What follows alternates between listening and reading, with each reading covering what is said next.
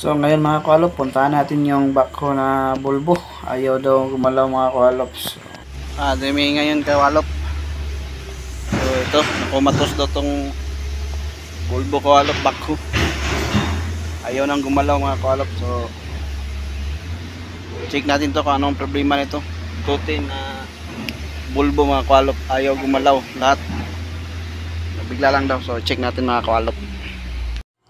So check natin itong solenoid niya koalop sa safety niya. Kasi pag ayaw gumalaw koalop, sa safety lang yung may problema. So depende na rin yan mga koalop, solenoid ba yung sira o baka wirings lang. Kasi dumaan din ito ng computer box koalop o controller box niya koalop, module. So hindi lahat na solenoid ang sira, dapat i-check nyo mabuti kung linya ba o solenoid yung sira. So ito nga pala yung unit na ginalaw natin koalop, yung recondition yung wirings niya kasi kalat tsaka naglulo power. So ito, na-fix na namin. So ngayon, ang problema naman ito koalop, yung ayaw nang gumalaw, nakumatos bigla koalop. Kaya check natin ito, yung sa safety niya. So yan, tinanggal namin yung cap na thread cap ng solenoid koalop.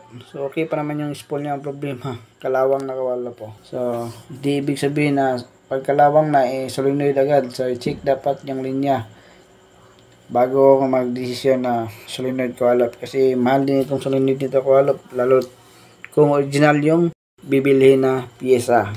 Kaya wag agad-agad mag desisyon na solenoid agad, dapat check muna. So yan, chinik na ni Boy Dila koalop po yung linya niya. I-check ko sa kanya kung meron bang connections. Yun, confirmation koalop, okay yung linya, gumagana yung controller, kaya sira yung solenoid. Pinalitan namin ng solenoid koalop. Tsaka yun, hindi ko na na-video koalop kasi na magmadali yung operation nito. At least gumalaw na koalop.